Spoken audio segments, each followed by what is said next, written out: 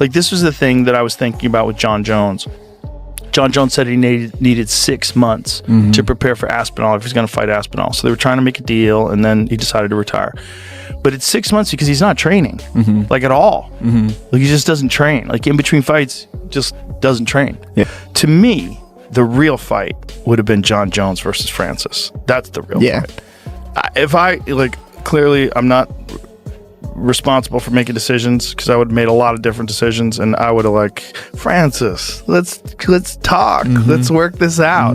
That guy's a star. Francis is the fucking scariest heavyweight of all time. Yeah, that's a star. You know, that guy as the heavyweight champion is so fucking marketable. He puts people into orbit. Yeah. You know, he flatlined Stipe. He flatlined Alistair. He flatlines people. He's fucking terrifying. Joe Rogan has finally broken his silence on the announcement of Jon Jones stepping away from the UFC, sparking yet another heated debate across the MMA community. While Rogan stopped short of declaring Jones gone for good, he admitted that this moment truly feels like the closing chapter of a legendary ERA.INA recent discussion. Rogan reflected on how strange it is to picture the heavyweight division without Jones at the top. Yet, he also pointed out a hard truth about MMA. The sport never slows down.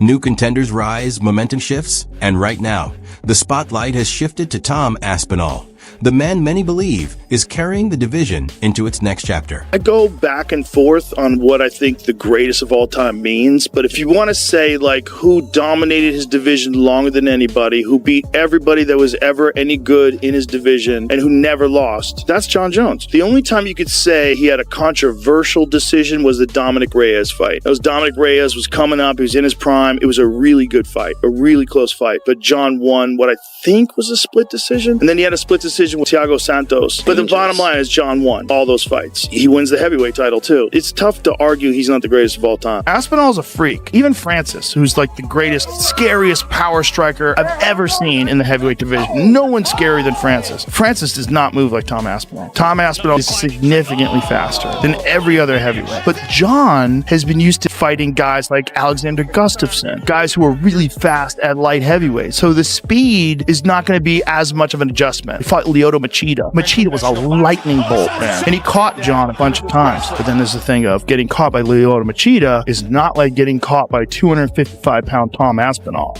Who's next big heavyweight star? Tom Aspinall, the guy who just won the interim title. He's phenomenal. And he is, again, the next the next advancement of the evolution of the sport. How so? Well, because he can do everything. That guy's got elite jiu-jitsu. He's got elite takedowns. His striking is outstanding. I've seen a lot of heavyweight. Even Francis, who's the greatest, scariest power striker I've ever seen in the heavyweight division. No one's scarier than Francis. Francis does not move like Tom Aspinall. Tom Aspinall is significantly faster than every other heavyweight. That's a real problem because he's a heavyweight and he's a big guy, a really big guy, but he moves so fast. And so his speed has always been extraordinary compared to other heavyweights. He just moves in. It's all fast, explosive movements. So he's got natural speed, but then he's also got a lot of training to execute quickly. So when he moves in, he closes the gap. You can see he's fast for a big guy. Right. I want to see it so bad. Jon was shitting all over Aspinall, saying that I think that's a bad way to go. He was lucky that he blew his knee out with Curtis Blades because Curtis was teeing off on him. Unless Jon avoided him, unless Jon used his wrestling to avoid exchanges, you know what that's all about. Correct. It's called the Shop Shutdown. The Shop Shutdown. I saw a 7-part series with Cyborg. Yes. The Stipe fight, which is just it's a weird thing. Aspinall's an athlete, man. He's such a good athlete. Freak athlete. Very fast. Very fast for a heavyweight. So fast. Yeah, but we felt the same way about Cyril Gahn, though. Yeah, but Cyril Gahn doesn't have wrestling, doesn't have jiu-jitsu. Aspinall's legit on the ground. Very legit on the ground. So legit that his dad owned a jiu-jitsu gym. His dad's a black belt. He started doing jiu-jitsu at 2. Yeah, I'm interested to see how Aspinall is past the first round, right? Because we've seen him. He looks so fast. He looks, you're nobody moves like him. He looks like a younger Kane. Right. But he just keeps knocking these guys out so quick. So I'm let me see him past the first round to see if he has that cardio as well. Rogan applauded Jon Jones for the legacy he's built, but also hinted there might be more to this decision than meets the eye. He pointed out that if Jones truly is stepping away, he's doing it while still at the top, holding the championship in the eyes of many fans, remaining unbeaten for over a decade, and still considered the greatest of all time by countless supporters. But that's exactly where the divide begins. Across the MMA world, opinions are split. Some see this as a smart move to protect his legacy, while others call it an escape, a way to avoid the one matchup that could have truly defined his reign, a clash with Tom Aspinall at his peak. And it's not just fans talking. Fighters, analysts, and coaches have all joined the conversation, questioning whether this is a true retirement or simply Jones leaving the door slightly open, ready to return if the right opponent or payday appears.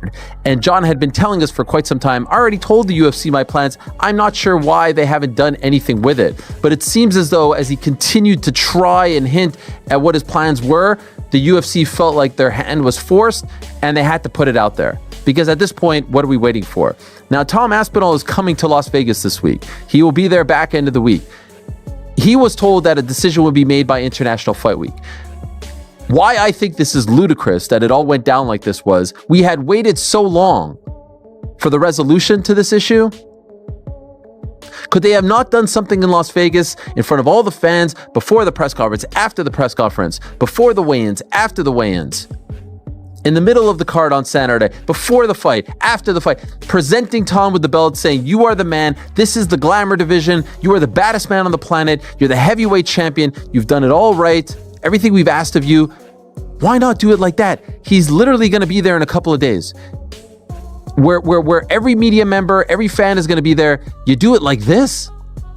In a throwaway, midway through a press conference in Baku, Azerbaijan, in the middle of the night over there, when no one's paying attention, you do it like that?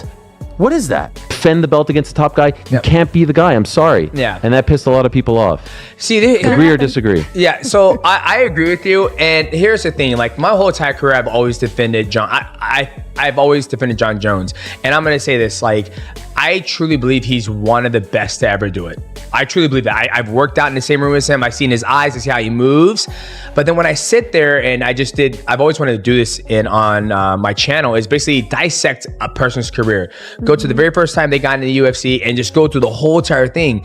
And when you go through it, it's like Mike Rwanza, I love him to death. He is so honest and unbiased.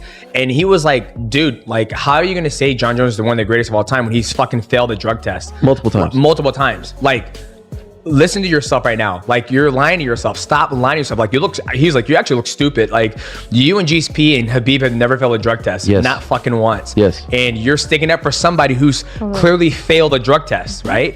Now, if you go, I know Shaquille O'Neal said, oh, he's one of the greatest. Shaq, let me sit you down and me run you through the whole entire career of all that stuff, right?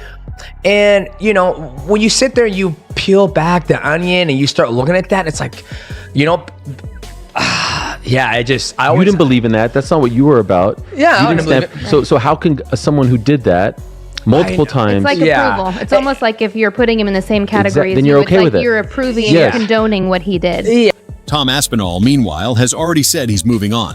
No more waiting. No more fantasy matchups. He's preparing to defend his belt and carve out his own legacy, one built on activity, dominance, and clarity. I honestly can see Jon's point of view. I get it. Yep. I get it.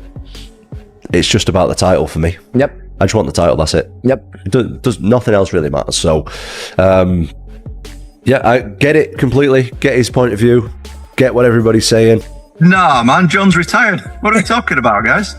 This is, Jon, you guys don't follow Jon on social media?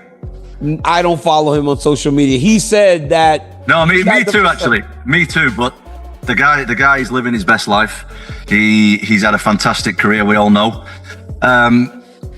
We know Jon's a religious man, so I want to say God bless him moving forward in what he does with his life and his career. And, you know, we move on. We move on. I'm the undisputed heavyweight champion of the world. I'm ready to take on all comers, get this division moving again. Us guys have been waiting around too long. You know, the contenders are getting sick of it.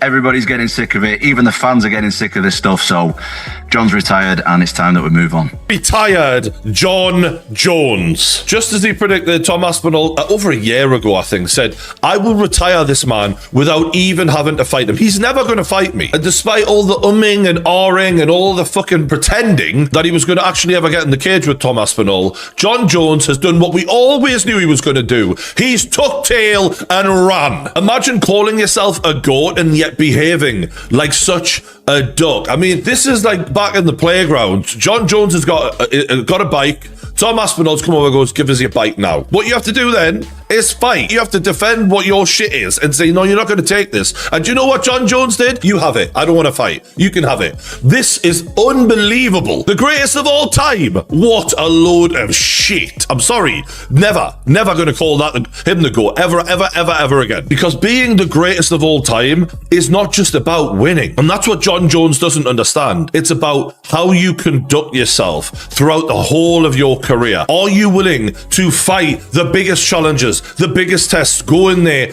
and test yourself against everyone? And Jon Jones proved, without a shadow of a doubt, his biggest test, stepped up and he bottled it well and truly. Remember this clip from like over a year ago when Jon actually met Tom in person? Respect, man. All the best. Respect. All the best. Do a quick picture. Sure. Yeah? Let's get it. A face-off. No, okay. He wouldn't even face off with Tom Aspinall, let alone get in a cage with him. And after all of the fannying around and waiting for Jon Jones to man up and strap his balls on and defend his heavyweight title, because you've never really earned it. You beat a guy who wasn't even the champion. You beat Stipe. Oh my God, what a farce that fight was. That will go down as the most pointless, pathetic fight I can imagine in a world title. Still, a shadow of what if hangs over the heavyweight division. What if Jon Jones comes back for one final super fight? What if this has all been a carefully planned negotiation tactic? And what if somewhere down the road, the UFC sets the stage for a blockbuster return? Right now, it's all just speculation. But one thing is certain, Joe Rogan's reaction is only the opening chapter in a discussion that's nowhere